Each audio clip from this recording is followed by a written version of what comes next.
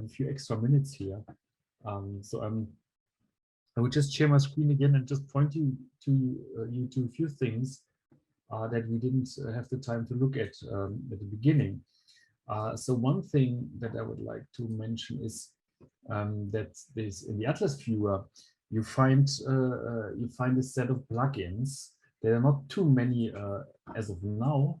There will be more in the future, but the two things are notable.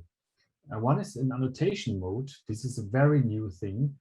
It just came out, and it's very basic still, but also very useful. So I would like to point your attention to that. If you choose here the annotation mode, you see on the left that the panel on the left is changing, and you can add here point annotations, line annotations, polygons. There's more to come, but so one thing that I could do, for example, is here draw a line going through the here between the two hemispheres, for example, just by clicking, yeah, and I can give that line a name, yeah. Here I can edit here, I can give it a name, line, and describe something, and this line is stored in your browser cache, but it can be exported in a format that will be understood by other tools in EBRAINS as well, and shared with other people. And it will persist here as long as you're in annotation mode. It will persist there, and you can find it. You can even, if you draw polygons which go further, and you can annotate in 3D. So that means like when I click here a point, I can in the meantime go to a different viewports, and really so you can draw lines that are not only in the same plane, but also in different planes, going a lot across the planes.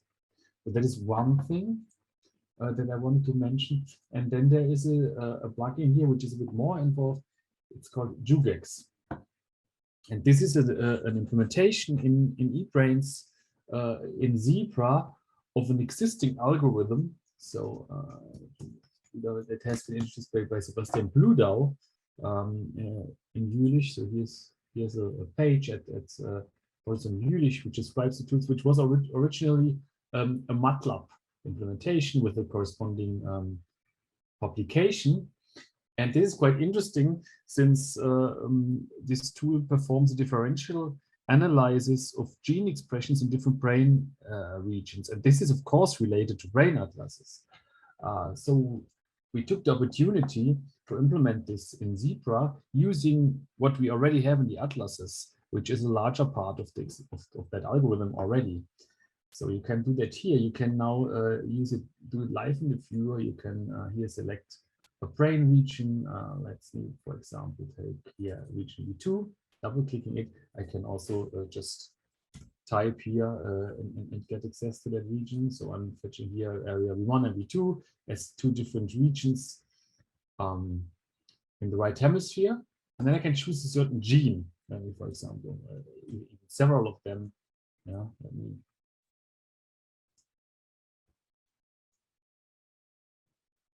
I'm not an expert with this, I'm a computer scientist. So I have now fetched two candidate genes that I'm interested in. I have selected two brain regions, and you have already seen that Zebra can retrieve gene expressions for certain brain regions from the atlas in my previous presentation. So now we can use this plugin to exploit this mechanism and run the jugex analysis. So if I hit run here, it will actually launch a process on a server, and it takes a bit because it's running a quite heavy ANOVA after retrieving the gene expressions and the Z-scores and so on. So it takes a little, as you see here, but you can use the viewer while, so that's a decoupled process. And once it is done, you will be able, similar as I did that in my notebook, you will be able to see the locations of the probes that have been queried, and you will see the p-values and the extracted z-score data, and you can also download it. And as I said, it takes a bit, but this takes also a bit on your local computer because it's running some thousands commutations for an ANOVA, which simply takes a bit of time. The interesting thing is that this, again, as the other parts that I've shown, it can be directly translated into Python code for further extension and so on. So you can even here, it's done now. I can click now display probe locations, and you see here locations it has found. They're in the right hemisphere in the real system. And you see here that the p-values has computed for the 2 candidate genes. And you see here a list of the probe locations, and you can download this here by clicking, and then you get a TSV file with that data.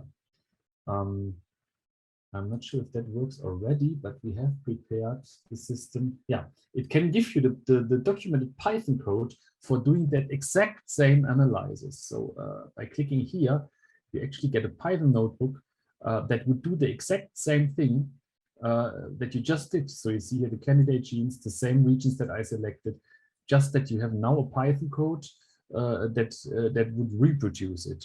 Yeah. So this is something that we are continuously doing here, that we try to implement workflows that are obvious to do with the brain atlases, and provide you ways of doing them first in an explorative way in the viewer, but then have a very easy transition into a more programmatic way of doing the same thing. Yeah? So this way you can learn how the thing works here in the viewer. You can do some simple analysis in the viewer just by clicking, but you can then extract the Python code and go into more depth or scale it up, you know, whatever. So this is something that I wanted to show you, and you can expect that there are more plugins like this coming in the over the next months. And you know, the Human Brain project is still running until 2023, and we will continuously add features and things here, in particular such plugins. And one more thing. One more thing that I would like, I'm not sure if my notebooks are still running, and also just like to give you an outlook on a different way of using the programmatic interface for completely different tasks, just to give you a bit more of an idea about the possible, the scope of this and possible applications. So here's another notebook, that's the third one on my page, where I basically fetch 2 points. And I did this really just by going into the viewer. Here on top, you see the location. So I can go to an arbitrary location, and then I can just copy this string here. If that is one way of identifying a point in space. Of course, there you could have interesting coordinates from completely different sources. That's what I did here. So I just pasted these physical coordinates in, and I create a zebra point with these coordinates. A zebra point is not just a coordinate because it knows about the space that it belongs to. Just plotting these 2 points. So you see one is here in the occipital part, the other one here. And what I'm now doing is I fetch a human atlas and the probability maps from the Jülich brain parcellation. You might remember that this is a stack of 300 different probabilistic maps.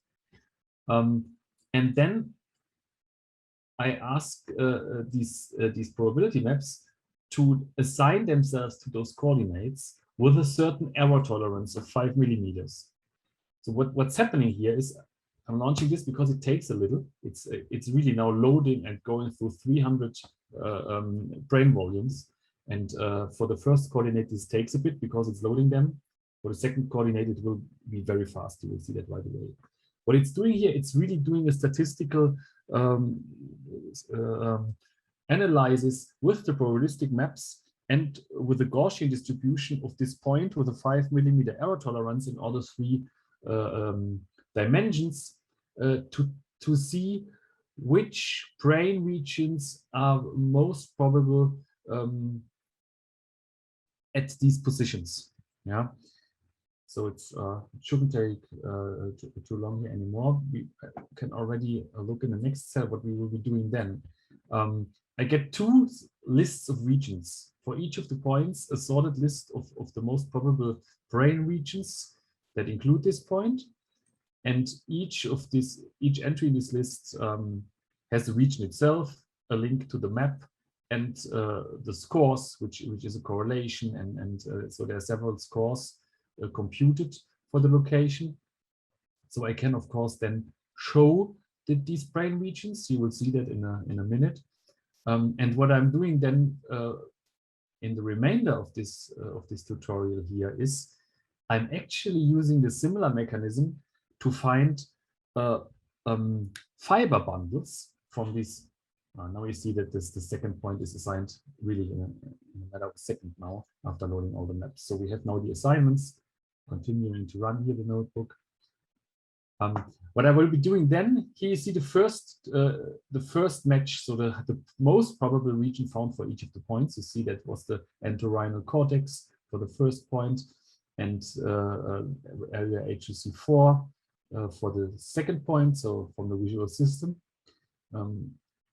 What I'm now doing is I don't assign points, but I use the same mechanism to assign maps. And for these fiber bundles, I have, of course, probability maps as well for all the different white matter fiber bundles. So I can also compute here overlaps to find fiber bundles that are likely to connect these two regions. So when I run this line here, it's faster because we have only in the long white matter fiber bundle map, there are only 20 fiber bundles. So it doesn't have to load so many maps. So it found now several fiber bundles that are likely to touch those brain regions. And I'm showing here more or less the intersection of these two sets of bundles. And you see that it found here the left inferior longitudinal fasciculus to be likely to connect the two brain regions in which we clicked the 2 points. So this is something you see that these are only really, if I remove the descriptions in between, these are really only a few lines of code to do this analysis. And what I can do then, using the same things we have seen before, I can also extract connectivity profiles for the first region that I found just by calling zebra get features again, as we saw earlier. And I get connectivity strength to other regions according to the diffusion imaging streamlines in a large cohort. And of course, these connections then also give me an idea. And I see here that the entorhinal cortex left has a moderate connection strength to area HUC4A. So with these few lines of code here, I have basically determined the brain regions at two locations that I was interested in. So it gave me an assignment of that region, of that position to real brain regions in a statistically sound fashion. It has determined, in terms of fiber architecture, a possible pathway going between the two. Also, in terms of a statistical assessment in the reference space, and it has also given me a characterization of connection strength according to a different principle, according to streamlines measured in a larger cohort. And all of this is here at my fingertips by just writing a few lines of code. So this is another example application of this framework. And of course, you could do the very same thing in the viewer just by clicking, but it would be a bit more cumbersome. Yeah, you can, of course, here also click at the location and find the brain region, and then you can switch here to what we have done to the long white matter fiber bundles and see if there's one that connects them. But this is a task that is, of course, a bit more tricky to do in interactive fashion, at least if you want to do that for different combinations of brain regions, of course. All right, so just to feed in some more examples at the end of this tutorial. And now we are really close to the end. We have 2 minutes left, and I would just check the chat again whether there were any questions. And see them. Lieber Ebra sent you the link to this third tutorial that I just shown, which is also on the GitHub page.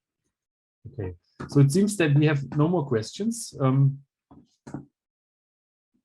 Then I would take the opportunity to thank everybody here, the INCF, for hosting this, all the attendees for their interest in our tools, and we would be very happy to be in touch with you. And please do not just use the things and dream of features or in the silence, but don't hesitate to be in touch with us. Yeah, there is the support email, support@ebrains.eu, which you can always use. And if there's something about atlases, your request will quickly find its way to us. But of course, we are also happy to be in touch with you right away if you have any remarks. If you have an interest in using the tools and you need support, please be in touch with us.